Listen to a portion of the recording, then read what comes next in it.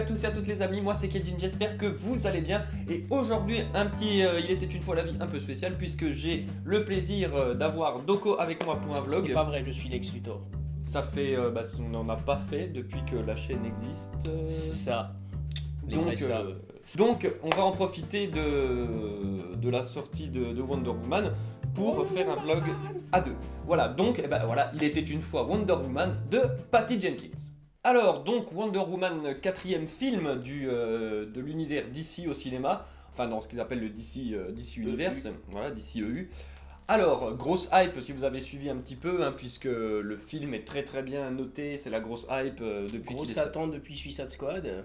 déjà, et puis grosse hype depuis on va dire une semaine et quelques, puisque les reviews sont tombées il y a quoi, il y a 10 jours déjà à peu Ouais, près. chose comme ça, surtout de la presse américaine. Voilà, et qui donnait le film comme très très bon. Alors, donc on va voir un petit peu si ces reviews, si toutes ces bonnes notes se confirment, ou bien si c'était un petit peu de l'esbrouf. Alors, déjà on va parler un peu des acteurs, en tout cas des acteurs principaux, à savoir Gal Gadot et puis Chris Pine.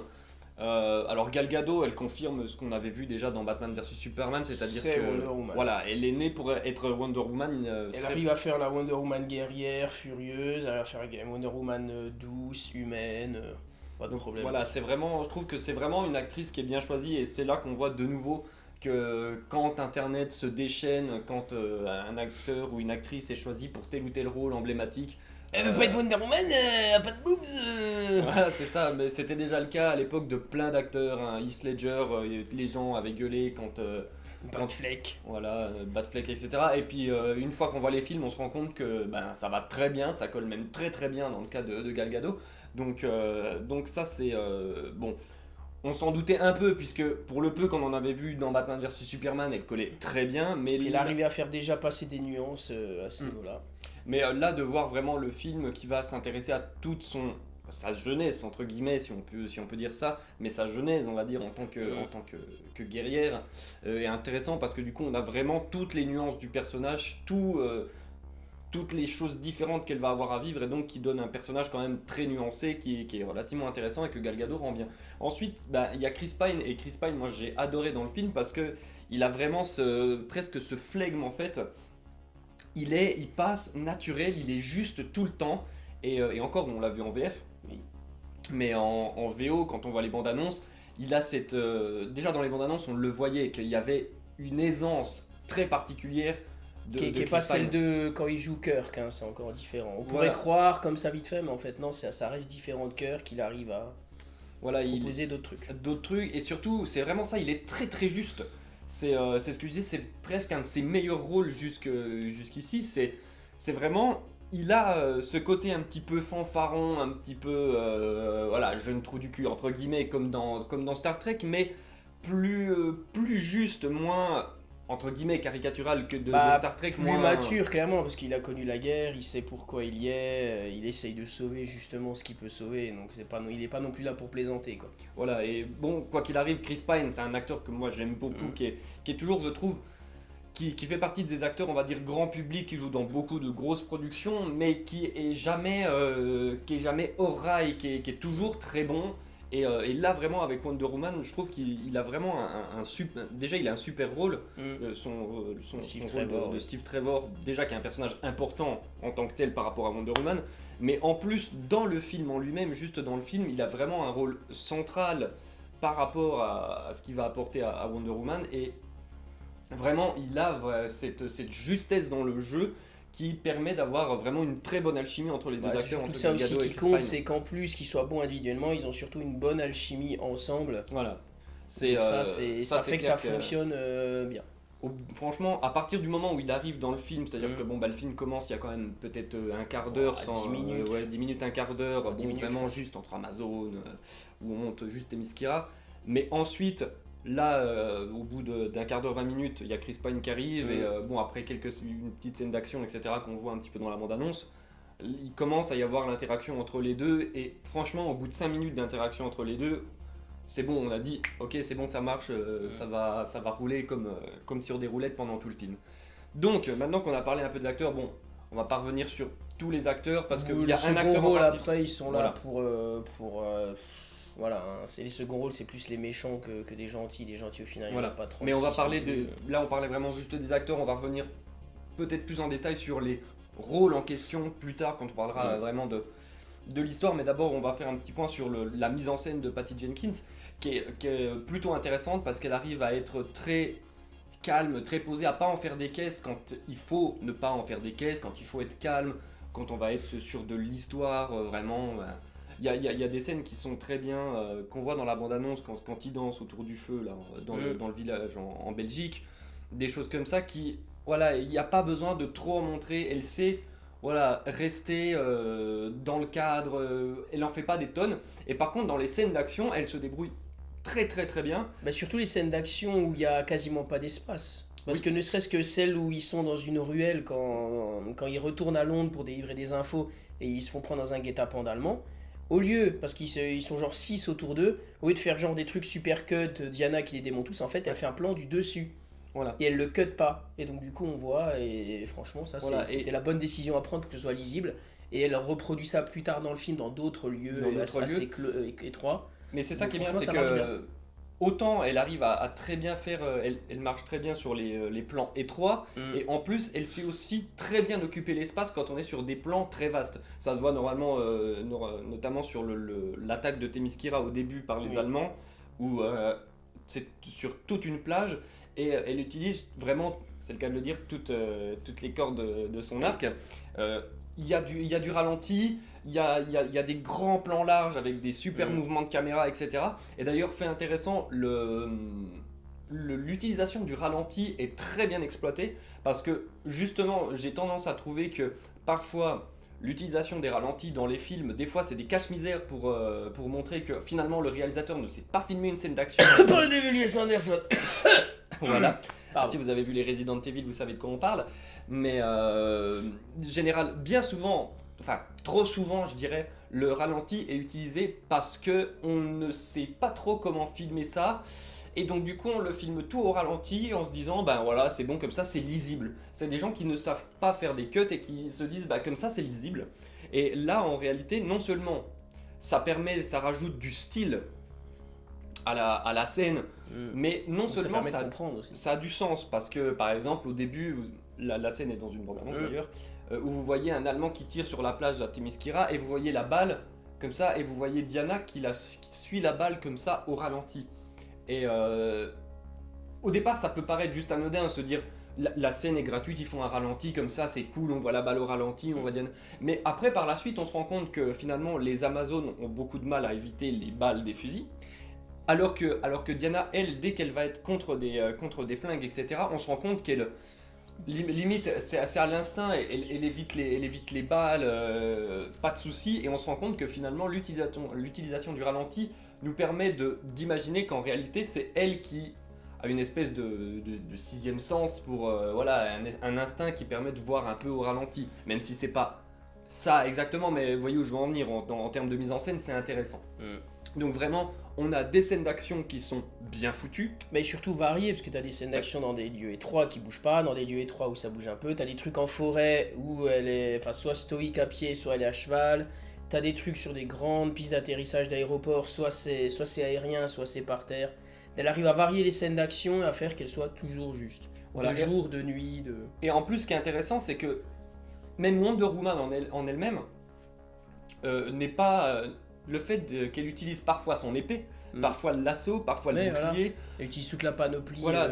Des fois, elle va faire des grands sauts, ou alors des fois, elle va faire des mouvements très calculés, très chorégraphiés. Donc du coup, on a vraiment un bon paquet de scènes d'action qui se renouvellent bien dans le film, qui fait que non seulement le film fait 2h20 quand même, le film fait 2h20 et il passe vraiment, ça passe crème, on voit pas le... C'est bien dosé le rythme, hein, Voilà. entre l'exposition, la scène d'action, l'histoire, la scène d'action, le deuxième acte, la scène d'action, ils ont quand même bien calibré le truc. Voilà, et en plus du coup, comme les scènes d'action sont très variées, du coup on ne s'ennuie jamais, on n'est jamais en train de se dire oh, bon bah ça je l'ai déjà vu, il y a 20 minutes, on n'est pas dans un Transformers où à un moment donné on est gavé parce que bon, tu fais... Bah, c'est explosion, explosion, je me transforme, explosion. Voilà, donc là, C'est ça, quoi. niveau mise en scène, c'est un gros oui, un gros bravo à Patty Jenkins Et qui surtout, se débrouille bien. en termes de concept, ils ont surtout eu l'idée géniale, hein, dans un blockbuster de mettre de l'humour quand ils le peuvent. Voilà. Parce que c'est quand même un film sur la Première Guerre mondiale, donc passé un moment, elle arrive sur le front,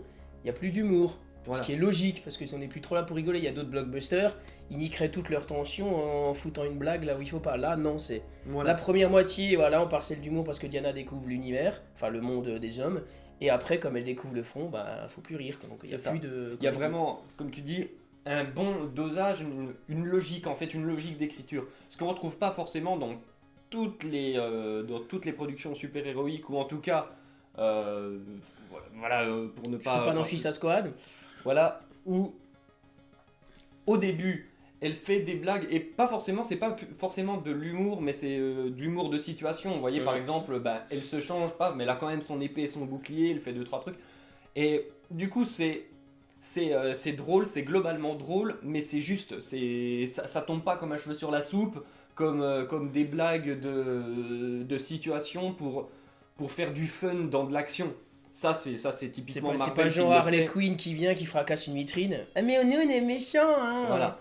Ça, c'est pour vraiment. Parce que finalement, le DC Univers, c'est quand même relativement dark, quelque part, mais ça permet de montrer qu'on peut quand même avoir des passages quand même relativement légers, marrants, sans que ça vienne niquer toute l'ambiance qu'on est en train de créer. C'est-à-dire, au début, ça passe.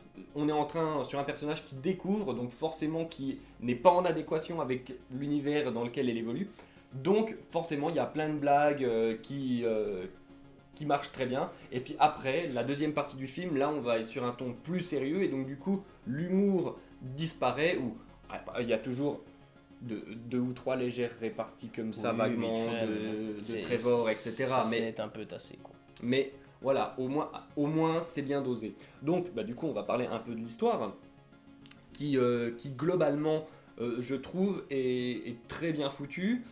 Surtout dans le parcours initiatique, Voilà. c'est un minimum logique et il s'amuse pas à faire du montage non linéaire parce que là ça aurait été une faute, je pense. Ouais. Parce que c'est du coup, sinon la découverte du monde des humains n'aurait aucun sens. Donc au moins là c'est linéaire, mais ça sert le récit, c'est logique, c'est cohérent et on comprend à la fin où elle en est, quoi. Voilà. Et ça permet d'avoir vraiment un personnage intéressant. Parce que c'est vrai que dans Batman vs Superman, bon, on l'aperçoit un petit peu, mais c'est un personnage un peu mystérieux. On sait pas trop qui elle est pendant quasiment tout le film. À la fin, bon voilà, c'est Wonder Woman, ok, elle se fight contre Doomsday, très bien. Tout ce qu'on sait, c'est qu'elle dit qu'à un moment donné, elle a abandonné le monde des hommes parce que voilà. Voilà. Mais on n'en sait pas plus. Là, au moins, ça permet de voir vraiment toute la facette du personnage, puisque c'est vrai que dans Batman vs Superman, on a l'impression d'avoir un personnage à moitié dépressif et puis à la fin, subitement, qui se transforme en super guerrière. Là, au moins, ça nous montre tout l'éventail du personnage, à la fois guerrière, à la fois presque femme. Voilà, surtout. Et c'est vraiment super bien foutu parce que je trouve que ça permet justement déjà de voir la place des femmes dans l'époque. Via la secrétaire, que voilà, ils n'ont pas le droit de vote, elles n'ont pas le droit d'être dans des pièces où les hommes ils discutent de trucs importants, bref, voilà. Ça permet d'avoir en tant que femme, elle, comment elle s'identifie à ça, parce qu'à la base c'est une Amazon, donc ils ne savent pas forcément, elle, comment être une femme, parce qu'il n'y a que des femmes là-bas. Après, elle se place en tant que guerrière, voilà, la place dans le monde. Ça permet d'explorer plein de choses comme ça, et en même temps de voir le bon dans le monde des hommes, le mauvais, de réaliser que les hommes sont mauvais et bons. Permet d'explorer plein de choses, plein de thématiques, ce qui est fait intelligemment.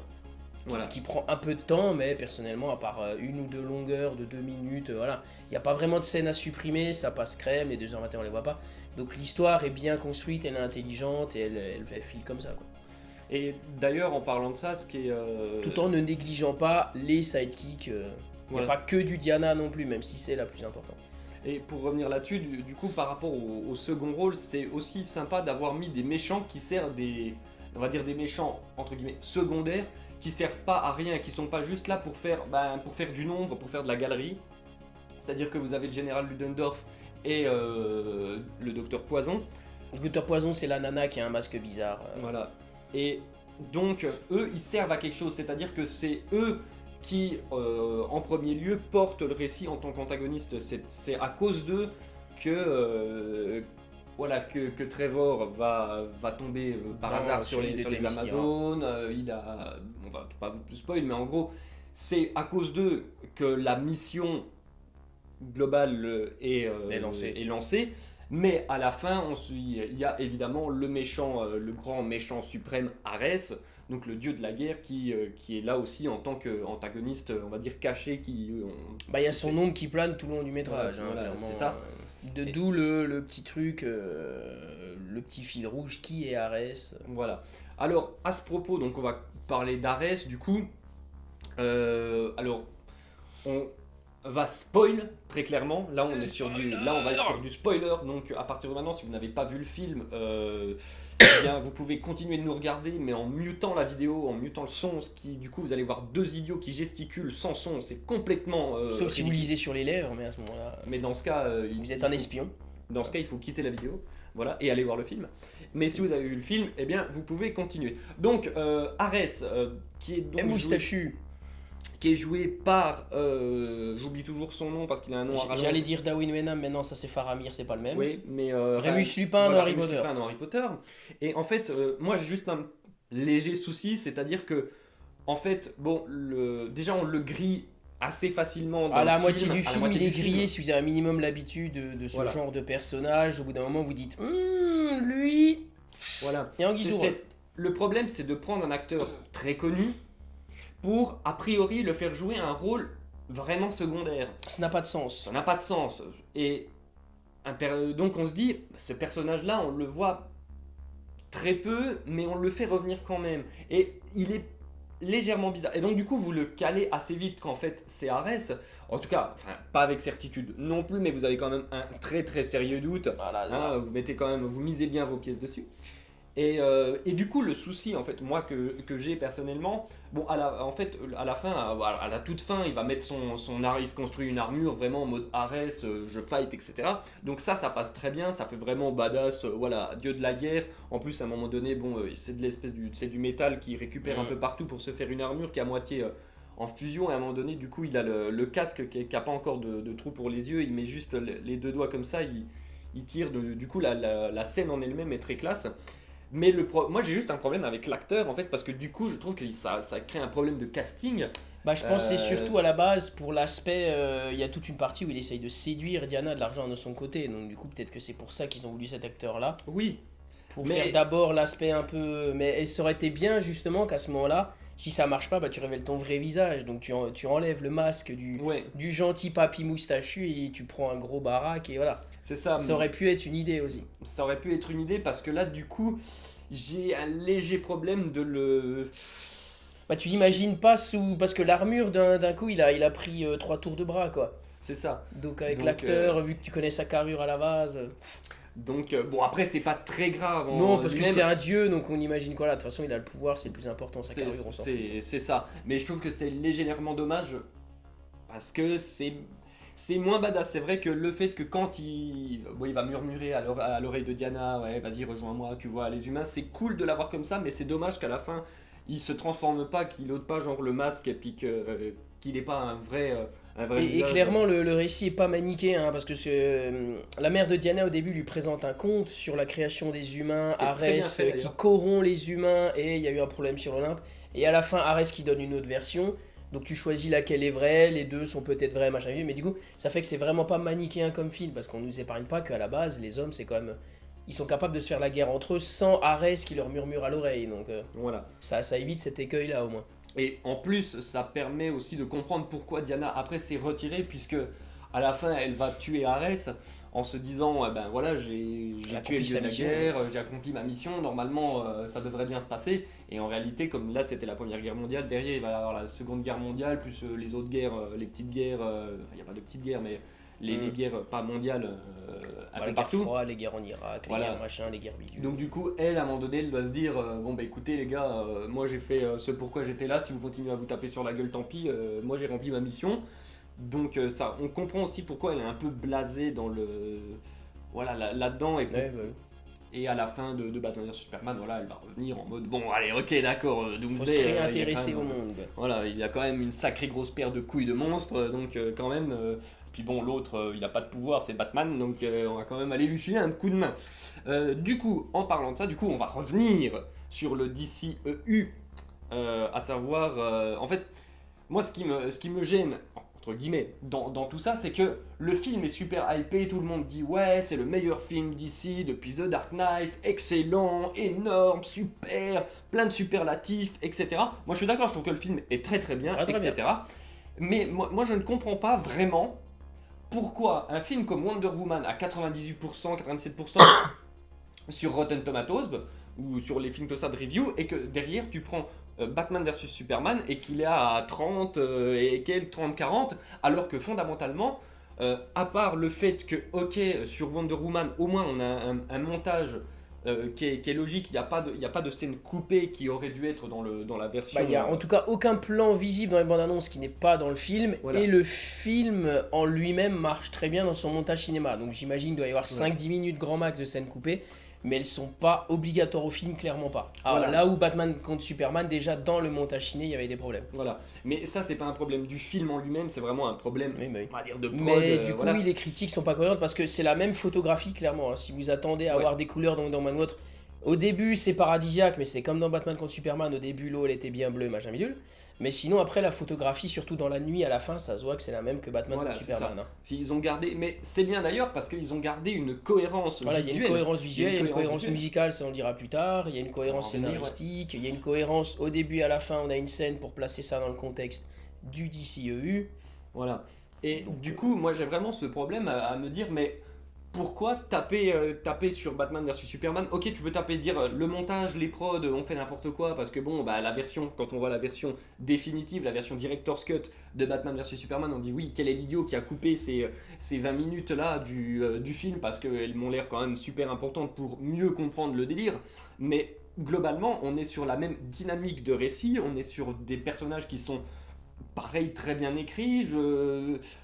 Moi j'ai vraiment du mal parce que moi j'aime beaucoup Man of Steel, j'aime beaucoup Batman vs Superman, j'ai juste un gros problème avec Suicide Squad. D'ailleurs si vous avez vu le Séance vers le futur, si vous l'avez pas vu je vous invite à aller le voir. N'est-ce pas? Mais j'ai juste un problème avec Suicide Squad qui lui est monté à la wall again avec des personnages où ils ont absolument rien compris aux personnages.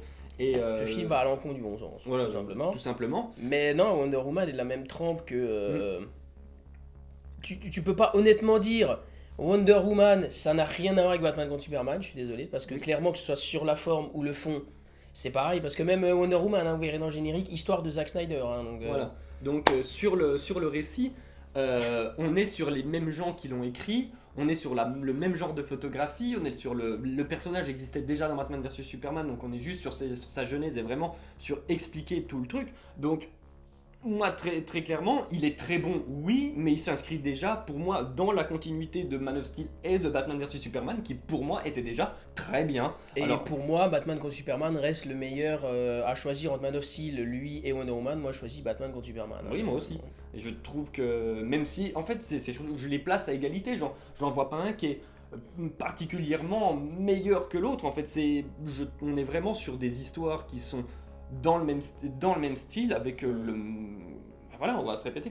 Et pour parler de la musique, parce qu'on en parlait, c'est pour une fois, merci, c'est bien, on a une cohérence musicale entre les films et d'un film sur l'autre, ce qui n'est pas le cas par exemple chez Marvel que je Clairement reproche pas. depuis le début, c'est-à-dire que si je vous dis là, est-ce qu'il y a un thème pour Iron Man? Vous me dites non. Est-ce qu'il y a un thème pour Captain America? Très vaguement, dans le premier qu'on reprend de temps en temps dans Avengers. Il y a juste un thème pour Avengers, mais sinon, si je vous dis est-ce qu'il y a un thème pour... Thor, non. Non, il n'y a pas de thème pour Thor, il n'y a pas de thème pour Hulk, il n'y Il n'y a a rien pas de thème pour la Veuve Noire et au carré, clairement pas. qui reviennent tout le temps. Donc on n'a pas de cohérence et en plus Mais les compositeurs changent d'un opus à un autre. Ah, il y a eu 3 Iron Man, c'est jamais le même compositeur. Il y a eu, bon, si les Captain America c'est les mêmes, donc il y a un minimum de continuité de temps en temps. Les Thor, ça a changé aussi. Enfin, même dans Thor 2, il y a eu 2 compositeurs parce que le premier compositeur a été remercié par Marvel et du coup Brian Taylor a été obligé de venir en urgence composer une musique à l'arrache et on sent très bien que d'ailleurs sur la compo de Brian Taylor sur Thor 2 est complètement pas inspirée, c'est vraiment juste du patchwork de ce qu'il fait déjà.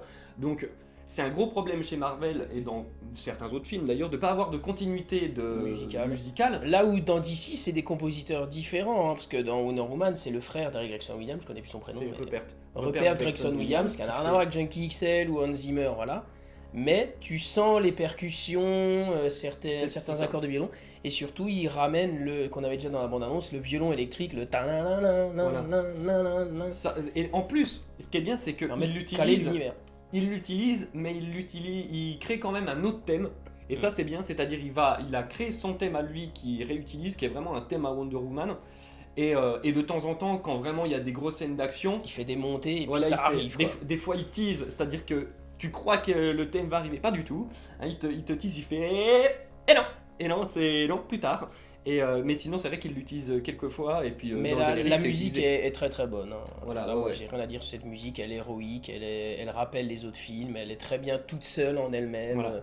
Et Franchement, donc voilà, ça. c'est pour ça de nouveau le DCEU globalement a une cohérence que je trouve a un peu moins Marvel en fait. C'est-à-dire qu'on est toujours en train de dire ouais mais Marvel regarde, ouais, c'est super cool, alors que DC, leurs films ils sont tout bancal, etc. Moi je suis désolé, non, le seul film que je trouve bancal c'est Suicide Squad.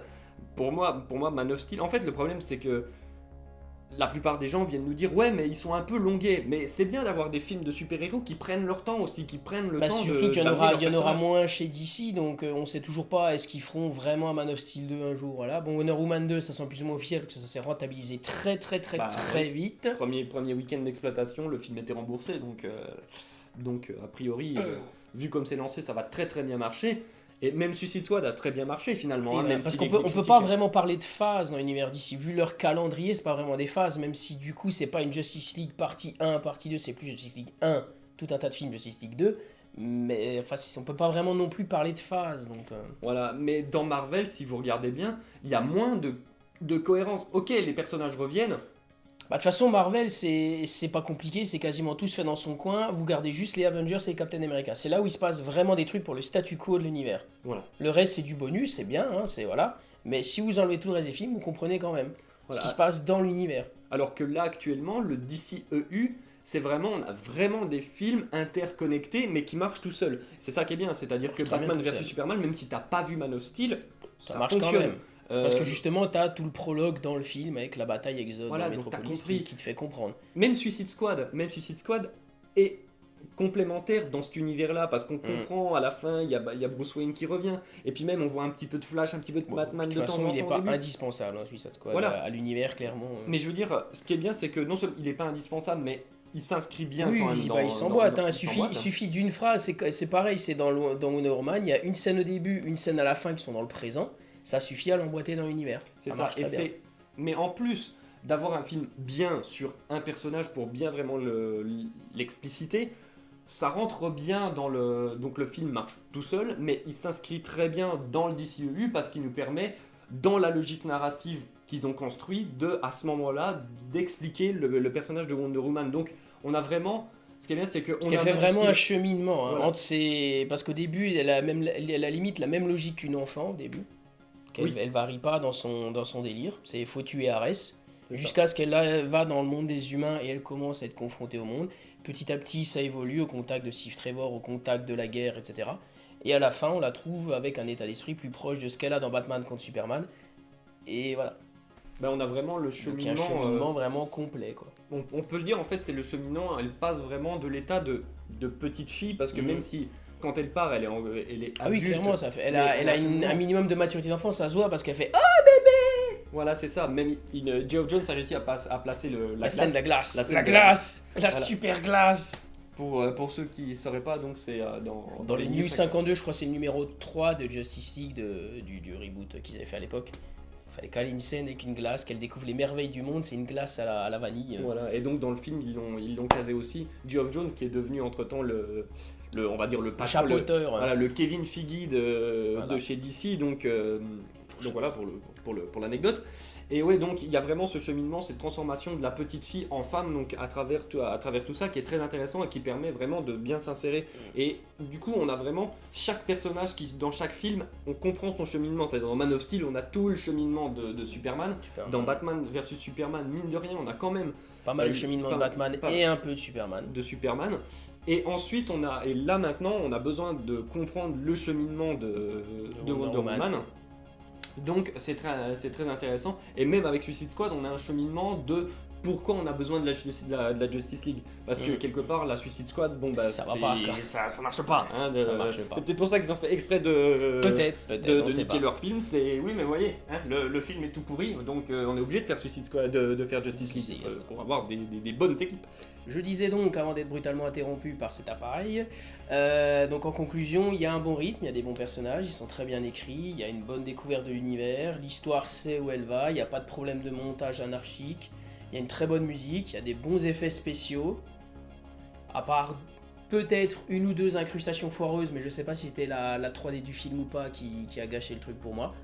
Donc non, à part peut-être le méchant qui est pas inoubliable, parce que forcément un film de super-héros vaut aussi grâce à son méchant, mais là c'est pas non plus c'est pas un Joker quoi. Mais sinon j'ai pas de gros défauts pour le film, j'ai pas de grosses plaintes. Pour moi c'est très très bon. Donc voilà, Wonder Woman, très clairement un film que on ne saurait que vous conseiller, hein, même si Surtout qu'en ce moment au ciné bon, il y a d'autres trucs à voir, mais bon, il y aura la momie, mais cette semaine-là, quoi. bon bref, c'est surtout que en fait c'est un bon film, mais du coup on ne comprend pas cette hype de ouf, alors que le film est très similaire à Batman vs Superman ou Man of Steel. Voilà, donc on vous encourage à aller voir Wonder Woman évidemment, mais on vous encourage aussi à revoir peut-être Man of Steel et Batman vs Superman après, pour peut-être vous refaire un avis différent de ce que vous avez pu voir et vous rendre compte que finalement j'ai l'impression que voilà, là il fallait, le film finalement est bien comme les autres, mais là le fait que ce soit une femme à la réalisation, un film sur des femmes, etc., d'un seul coup ça crée une espèce de hype, je sais pas, et que peut-être tout le monde a été ultra hypé, du coup tout le monde est content, et tu fais oui mais d'accord, mais même l'histoire comme on a dit, elle est écrite par Zack Snyder, hein, c'est dans le générique, donc finalement c'est la même personne qui a écrit. C'est dans la ligne suite, aussi bien sur le fond que sur la forme. Voilà, donc voilà, vous nous direz dans les commentaires si vous avez revu les autres films avant ou après, voilà ce que vous pensez de tout ça. Enfin voilà, Wonder Woman globalement, on va pas se le cacher, c'est quand même une réussite. Moi j'ai trouvé vraiment, voilà, pour redire ce qui a déjà été dit, des super acteurs, vraiment Gal Gadot qui est vraiment excellente en Wonder Woman. Là à l'heure actuelle je vois pas d'autre actrice pour faire Wonder Woman, tu me dis bah il faut la changer, je fais non. Je pense que ce sera un peu le rôle de sa vie dans les 10 prochaines années. C'est ça, donc voilà, globalement c'est super, c'est bien, et ça redonne de la hype pour Justice League qui sort en novembre. Et après derrière les films qui vont sortir, notamment Aquaman qui va être réalisé par James Wan qui est quand même un super réalisateur que j'aime beaucoup, qui est plus orienté film d'horreur. Est-ce qu'il va y avoir un petit peu de cette ambiance-là il saura de toute façon gérer les scènes d'action vu ce qu'il a fait sur Fast and Furious. 7, donc voilà, globalement on a hâte de voir tout ça, de voir la suite du DC Univers, surtout pour nous qui sommes plus DC que Marvel quand même. Donc bon, on est content quand il y a du Marvel parce que on aime bien les super-héros, mais quand il y a du DC, on est quand même on a un peu attendu 25 ans du DC. Donc, ouais, c'est ça, parce que là donc voilà. Par Batman évidemment. Et oui, voilà. Donc voilà, Wonder Woman, vous y allez. Évidemment, de toute façon, vous n'avez pas attendu notre avis pour y aller, mais on vous le dit quand même, vous y allez. Voilà. Et voilà, il était une fois la vie, c'est terminé pour aujourd'hui. Bah si, il faut bien à un moment donné, il faut bien arrêter, faut bien aller boire un coup. Donc, comme d'habitude, vous mettez un pouce bleu si la vidéo vous a plu, vous laissez des commentaires, vous partagez la vidéo évidemment, et puis comme d'habitude, Facebook, YouTube, Sens Critique, tout ça. Et puis là, normalement, vous allez avoir les autres vidéos de la chaîne qui vont s'afficher, qui vont cacher la tête de Doko normalement. Voilà, donc sur ce, je vous fais des bisous, portez-vous bien, à bientôt, et voilà.